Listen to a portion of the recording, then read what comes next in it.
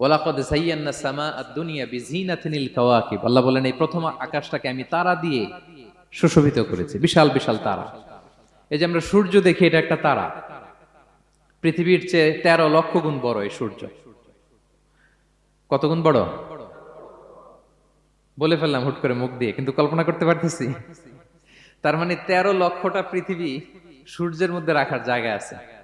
তাই বলে মনে করেন না যে সূর্য অনেক বড় সাইজের তারা, নো। সূর্য এই মহাশূন্যের খুব ছোট্ট সাইজের একটা তারা। সূর্যের চেয়ে লক্ষ কোটি গুণ তারা আছে। যে সূর্য পৃথিবীর চেয়ে 13 লক্ষ গুণ বড়, ওই সূর্যের চেয়ে কোটি গুণ বড় তারা আছে। এরকম লক্ষ কোটি কোটি তারা নিয়ে আমাদের গ্যালাক্সি মিল্কি ওয়ে, এরকম কোটি কোটি গ্যালাক্সি আছে। সুবহানাল্লাহ।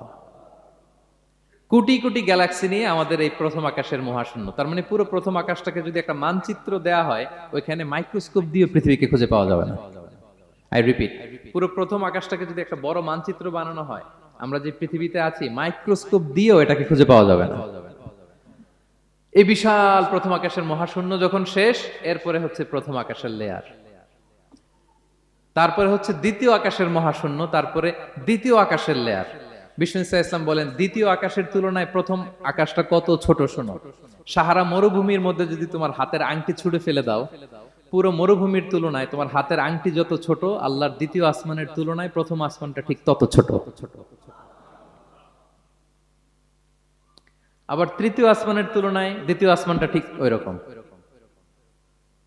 আবার চতুর্থ আসমানের তুলনায় তৃতীয় আসমানটা ওই রকম। এইভাবে 7 আসমান, এরপরে আল্লাহর কুরসি, মাউদাউল কাদামাইন, যেখানে আল্লাহ তার কুদরতি পা রাখেন। তো 7 আসমানটা যত বড়, পুরো সাহারা মরুভূমির মধ্যে আংটি ফেলে দিলে মরুভূমির তুলনায় আংটি যত ছোট, আল্লাহর কুরসির তুলনায় পুরো 7 আসমানটা ঠিক তত ছোট।